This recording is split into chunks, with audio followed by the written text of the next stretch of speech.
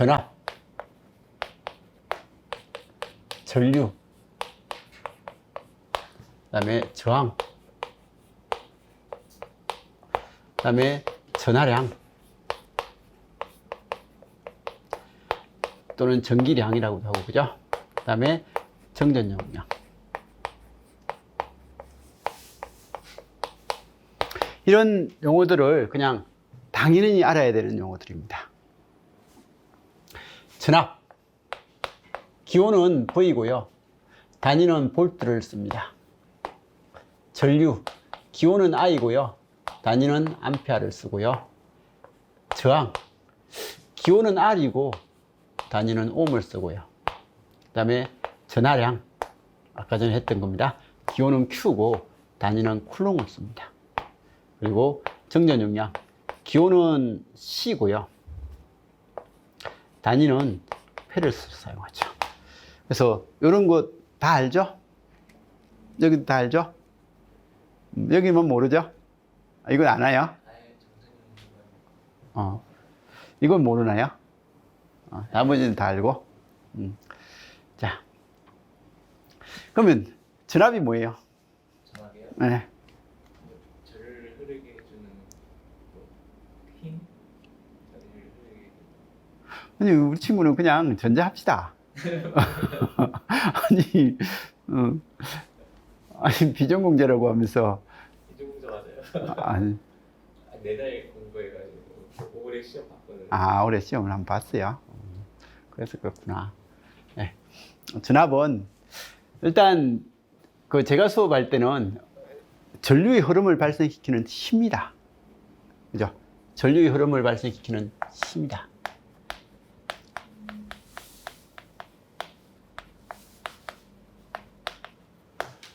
전류의 흐름을 만들어내는 힘입니다. 발생시키는 힘이기도 하고요. 그래서 전압은 사실 전압이다라는 용어로서 공부하는 것보다는 이 의미를 이해하려면 전압이라는 단어하고 같이 알아야 될 단어가 뭐예요?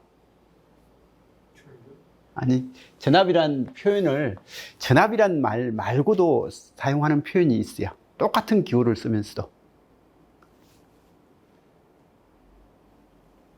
어떤 게 있죠?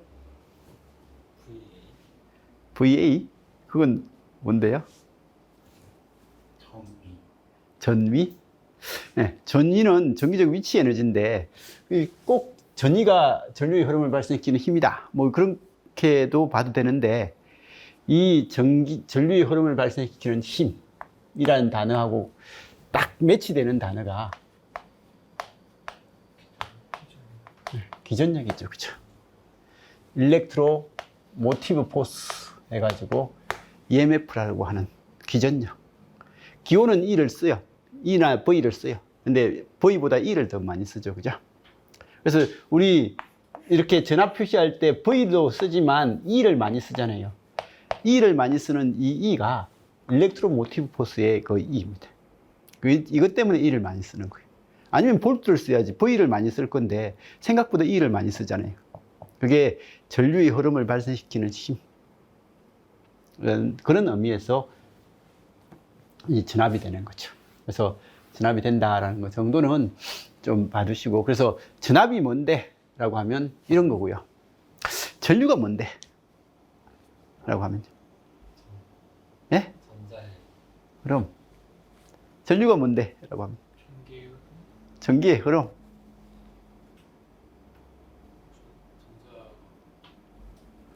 전자가.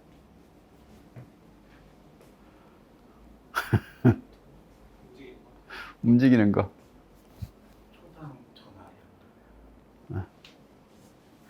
이건 이제 수업을 들었어.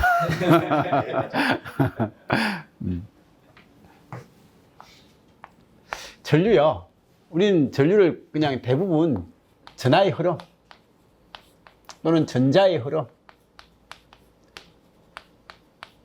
라고 이야기하는 사람들이 대부분입니다. 그죠? 그냥 모르는 비전공자한테 질문을 했을 때 전류가 뭐예요? 라고 하면 비전공자는 아니고 그래도 조금 아는 사람한테 하면 전자가 흘러가면 전류다 라고 전자의 흐름이다 라는 이름으로 많이 이야기를 해요.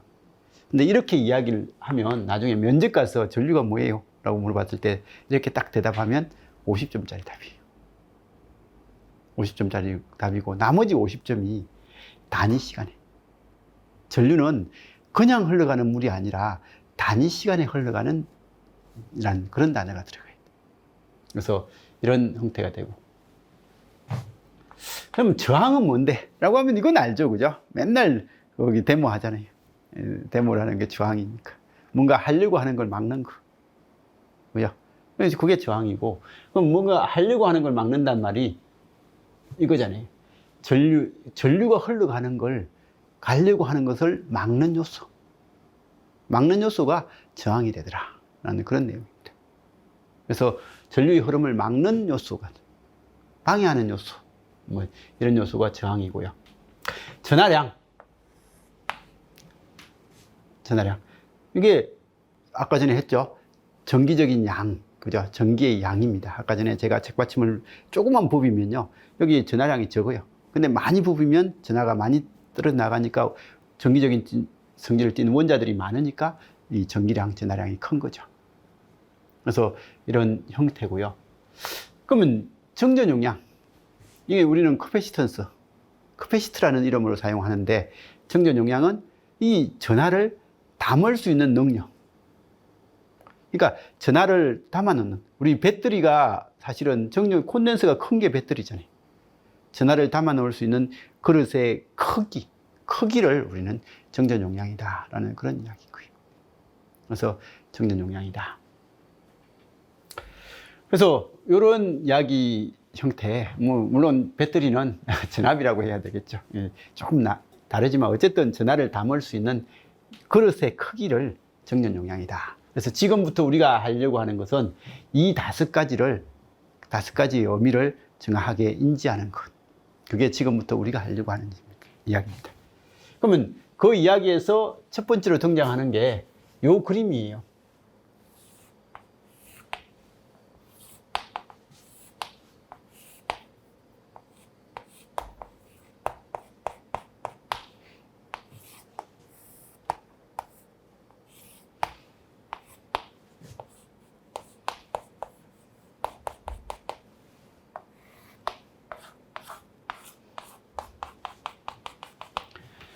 그림 충분히 이해하죠, 그죠?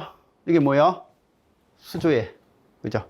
수조에 물이 받쳐져 있고, 그 받쳐진 물이 밸브를 통해서 물이 흘러나와서 양동이에 물을 받는 그 과정을 지금 이제 설명을 하고 있습니다. 자, 이때 이 물이요, 수조에 물이 담겨져 있는 높이요. 이 높이가 이렇게 높게 담겨져 있으면요. 우리 수조가 보통 집에도 옥상에 있잖아요. 그죠?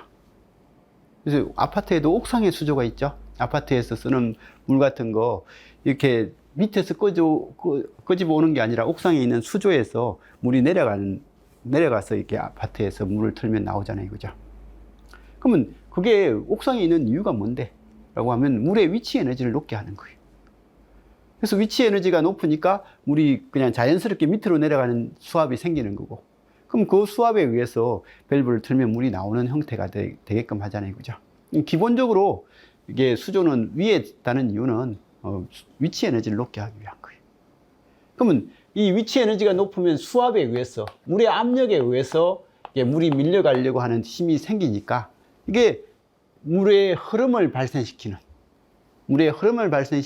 힘이 여기서는 뭐가 된다고요? 수압이 되는 거고, 그 수압이 전기회로에서는 뭐가 된다고요? 전압이 되는 거예요. 전류의 흐름을 발생시키는 힘, 그게 여기에 물의 흐름을 발생시키는 힘과 연관지을 수 있죠. 그죠? 그래서 이런 형태고요. 그러면 실제로 흘러가는 물, 수조에서 흘러가는 물이 회로에서는 전류의 흐름이 되는 게, 전자가 흘러가는 거가 되잖아요. 그죠? 그러면 이 흘러가는 물이 전류하고 관련이 있을 거라는 거죠. 그리고 그때 내가 밸브를 꽉 잠그면, 이렇게 꽉 잠궈 놓으면 물이 안 흘러가잖아요. 그죠? 물의 흐름을 막는 거잖아요. 밸브를 열면 물이 잘 흘러갈 거잖아요. 그럼 이렇게 되니까 이 물의 흐름을 막는 요소, 흐름을 막는 요소에 해당되는 이 밸브가 여기서 뭐가 되고요? 저항이 될 거예요. 그래서 저항이 될 거다라는 거고요. 그때 이제 이 양동이요. 이 양동이의 역할은 물이 흘러나오면 물을 받아요. 그럼 물을 받으면 물을 받았을 때 이만큼의 물의 양이 존재할 겁니다. 그죠? 이 물의 양이 존재할 거고 그 물의 양이 뭐가 되고 그리고 그릇의 크기가 있을 거예요. 이 그릇의 크기에 해당되는 요소가 있을 건데 이때 전하량은 아까 전에 전하량 구하는 공식은 전자 하나가 가지고 있는 전하의 양에다가 흘러간 전자의 총 개수를 곱하면 그게 흘러간 총 물의 양이죠. 그죠? 전하의 양이 되잖아요. 그죠? 전하의 양이 되니까 이게 물 알갱이가 이렇게 흘러나오는데 여기서 몇 개 흘러갔냐? 라는 흘러간 물의 양. 흘러간 물의 양은 여기에 받쳐져 있는 물의 양과 어때요? 같을 거잖아요. 그죠? 그래서 받쳐 있는 물의 양, 담겨져 있는 물의 양의 관점이 이게 흘러간 물의 양이 되는 거예요. 그래서 흘러간 물의 총량을 여기서는 전하량이라는 단어로 쓸 수 있는 거예요. 그래서 흘러간 물의 양의 총량에 해당되는 게 전하량이 될 거고 이때 전류도 전자의 흐름이고 그죠? 전하량도 전자가 흘러가서 만드는 거니까 전하량도 전자의 흐름이거든요. 그러면 전류와 이 전하량은 어떻게 다른데? 라는 이런 게 필요하겠죠. 그죠? 그때 이거예요. 자, 밸브를 제가 많이 열었습니다. 많이 열어서 1초에 나오는 물의 양이 10리터예요. 그리고 이게 10초 동안 나왔어요. 10초 동안 나왔으면 여기에 받쳐져 있는 양동이에 받치는 물의 양은 얼마가 되겠어요?